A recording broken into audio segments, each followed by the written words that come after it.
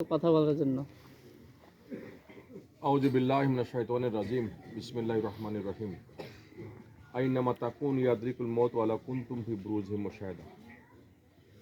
জানাজার সমাবেশে সম্মানিত উপস্থিতি, আসসালামু আলাইকুম রহমতুল্লাহ। আমি প্রথমে আপনাদেরকে মুহাদ্দিস খালেক সাহেবের সালাম পৌঁছে দিচ্ছি। উনি জানাজা শরীক হওয়ার কথা ছিল, কিন্তু উনি আমাকে সকাল 8টায় ফোন করেছেন যে উনি ঢাকায় চলে যাচ্ছেন। আমি ফজর পরে হাঁটতে বেরিয়েছিলাম, এই হাঁটার পোশাকে এখনও আছি। ফাঁক দিয়ে আসার সময় সাতক্ষীরা থেকে আগরতলী মাদ্রাসা পড়ে গোসলটা করে নিলাম। আমার নিয়ত ছিল বাড়ি যে গোসল করে জোহরের নামাজ পড়বো। তো এই হাঁটার পোশাকে এখন আছে, এই পোশাক পরে হাঁটতে যাই আমি সকালে ফজর পরে। উনি ফোন করেছেন, উনি আসতে পারবেন না, ঢাকায় একটা প্রোগ্রামে গেছেন। আমাকে শরীর বলেছেন, আমি এসেছি, ওনার সালাম পৌঁছে দিচ্ছি। সম্মানিত ভাইরা, আমি একটা ছোট্ট হাদিস বলবো আপনাদের সঙ্গে। হাদিসটা বলি, আমার কথা শেষ।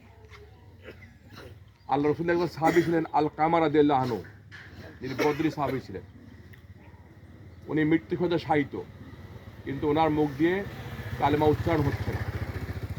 একদল সাহাবী এসে মসজিদ নববী বলেন, হে আল্লাহ রসুল, আপনার সাহাবী আল-কামা মৃত্যু শয্যায় শায়িত আসন্ন, কিন্তু কালেমা উচ্চারণ হচ্ছে না।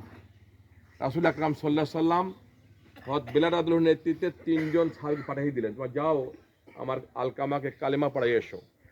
ওনারা গেলেন, যে দেখলেন যে আল-কামার জিহ্বা সোজা হয়ে গেছে, বাঁকা হচ্ছে না, মুখ নড়ছে আর শব্দ হচ্ছে মুখ দিয়ে।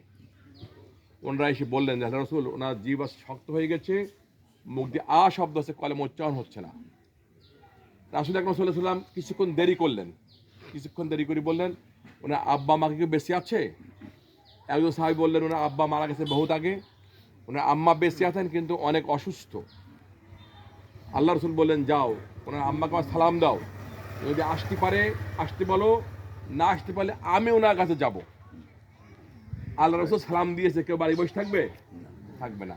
কিছুক্ষণ পর আল-কামার জন্য মা হামাগুড়ি দিয়ে মসজিদ নববীতে এসেছেন। এসে বলতেন, হে আল্লাহ রসুল, আমাকে সালাম দিয়েছেন? হ্যাঁ, আমি ডেকেছি। কেমন ডেকেছেন? বলছে, আপনার ছেলে আল-কামা সম্পর্কে আপনার ধারণা কি?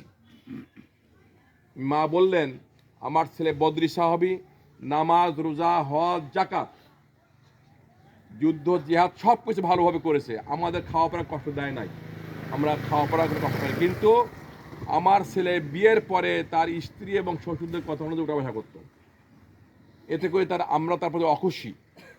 তার আব্বা অখুশি মারা গেছে, আমিও তার প্রতি অখুশি। রাসূলুল্লাহ সাল্লাল্লাহু আলাইহি ওয়াসাল্লাম বললেন যে, মা আপনি আপনার ছেলেকে মাফ করে দিন। উনি বললেন, অসম্ভব, আমি মাফ করে দিতে পারবো না, আমি তো অখুশি। রাসূল বললেন, হে বেলাল, যাও জঙ্গল থেকে অনেকগুলো কাঠ কেটে নিয়ে এসো। মা বললেন, হে আল্লাহর রাসূল, কাঠ কি করবেন? উনি বললেন, আমি এখনই এই কাঠে আগুন লাগিয়ে আপনার ছেলে আল-কামাকে পুড়িয়ে মেরে ফেলবো। মা চিৎকার দিয়ে উঠলেন।